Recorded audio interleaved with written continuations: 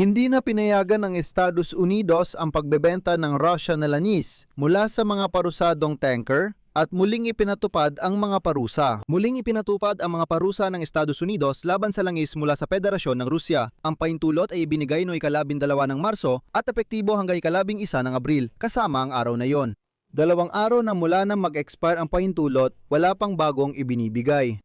Ngayon, maraming manonood ang nakahinga at nasabing mabuti na lang hindi nagbibigay ng kaluwagan si Donald Trump kay Vladimir Putin. Sa kabila ng pagbabalik ng mga parusa, patuloy pa rin kikita ng bilyon-bilyon sa langis ang Russia dahil sinimula ni Donald Trump ang mas delikadong proseso.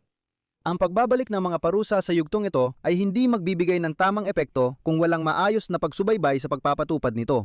At sa episode na ito, tatalakayin natin ito ng magkasama. Ano ang mali sa mga parusa ni Donald Trump laban sa Russian Federation? Ako si Alexei Pechi, pag-usapan natin ito. Pero bago tayo magsimula sa episode na ito, hinihiling ko na mag-subscribe kayo sa channel, i-like ang episode na ito, mag-iwan ng kahit anong komento sa video na ito, at mag-subscribe din sa aking Telegram channel na Pechi News.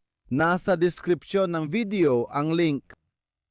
Muling ipinatupad ng US ang mga parusa sa langis ng Russia matapos alisin ng administrasyon ni Trump ang mga restriksyon sa loob ng isang buwan. Ang habang na ito ay tiyak na magpapasaya sa mga taga-suporta ng Ukraine sa Europa, ngunit marami pa rin paraan ang Russia para iwasan ang mga parusang ito. At mahalaga, mismong si Donald Trump ang nagpatupad ng mga parusa. Si Trump ang lumikha ng maraming mekanismo. Muling ipinataw ng US ang mga parusa sa langis matapos si Trump. Oo, muling ipinataw ang mga parusa sa langis ng Russia matapos ang administrasyon ni Trump na pansamantalang alisin ang mga restriksyon sa loob ng isang buwan.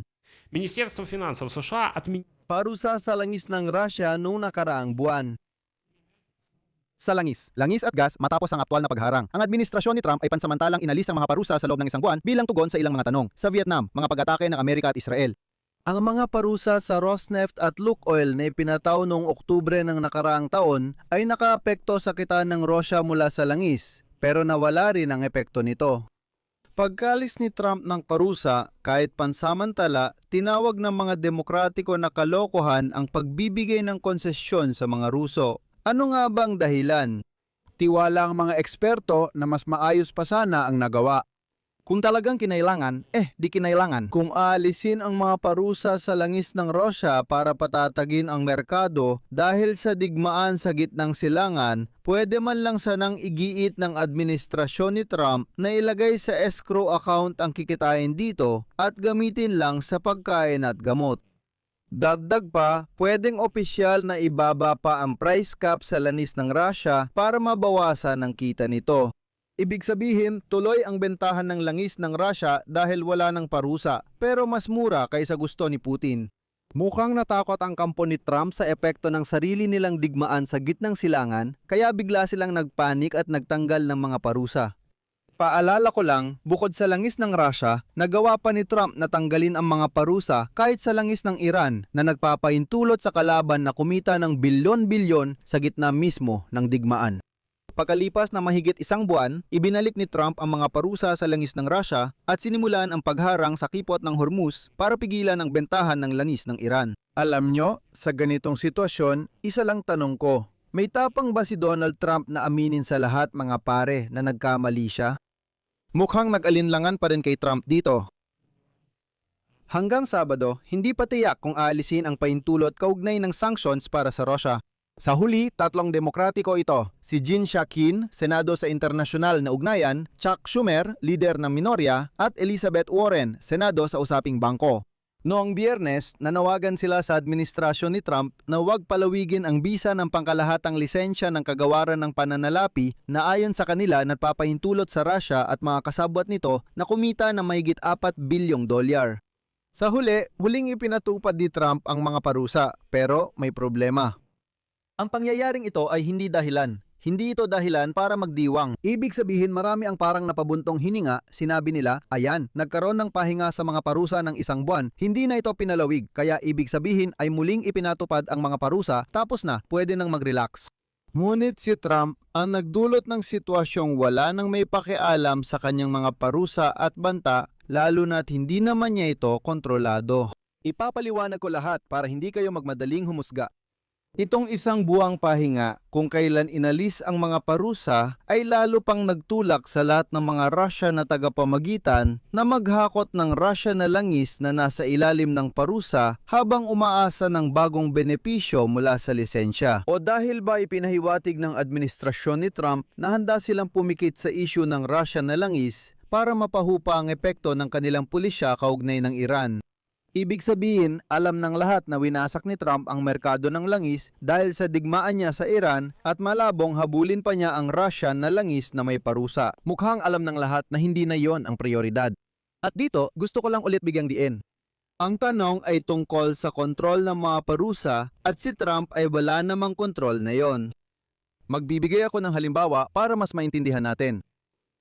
Ang mga ipinataw na parusa noong Oktubre na nakaraang taon laban sa Lukoil at Rosneft ay naging epektibo dahil sa dalawang dahilan. Ibig sabihin, hindi lang dahil ipinataw sila. Hindi, may dalawang dahilan. Dahil sa pressure ng Estados Unidos, tumanggi ang India bumili ng langis mula Russia para hindi masira ang relasyon kay Trump. At ang pangalawang dahilan ay ang pagbagsak ng pandaigdigang demand na nagbigay daan sa India na bumili ng langis mula sa ibang mga bansa nang hindi gaanong naapektuhan ang kanilang bulsa. Ibig sabihin, nagsanib ang dalawang salik at naging epektibo ang mga parusa.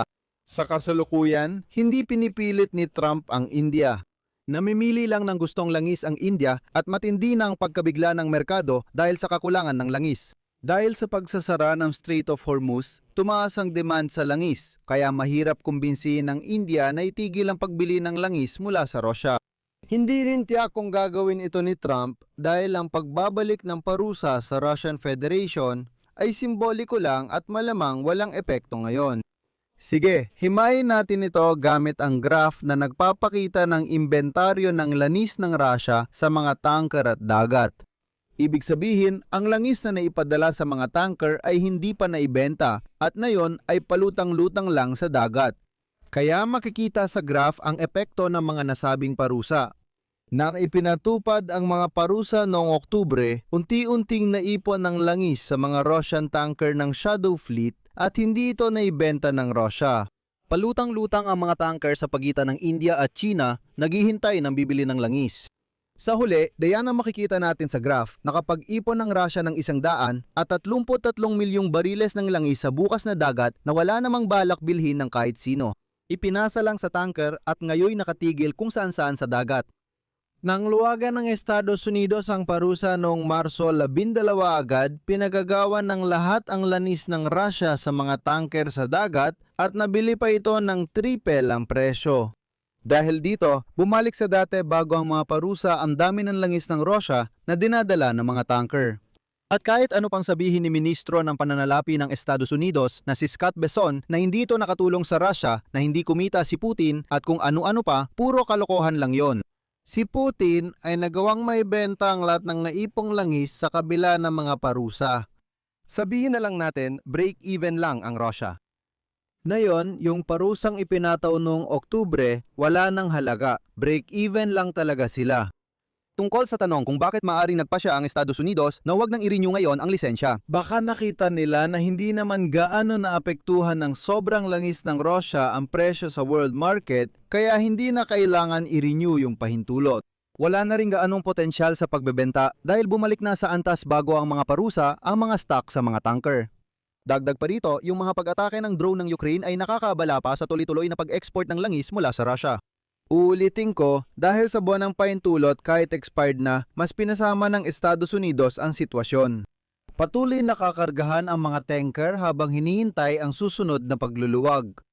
Meron ng president, ibig sabihin siguradong mauulit ito. Nauulit ito. Iiwan ko na lang ito ng ellipsis. Ibahagi ang inyong opinion at mga konklusyon sa mga komento sa ilalim ng episode na ito. Mag-subscribe sa channel, pindutin ang kampanilya at huwag kalimutang mag-like.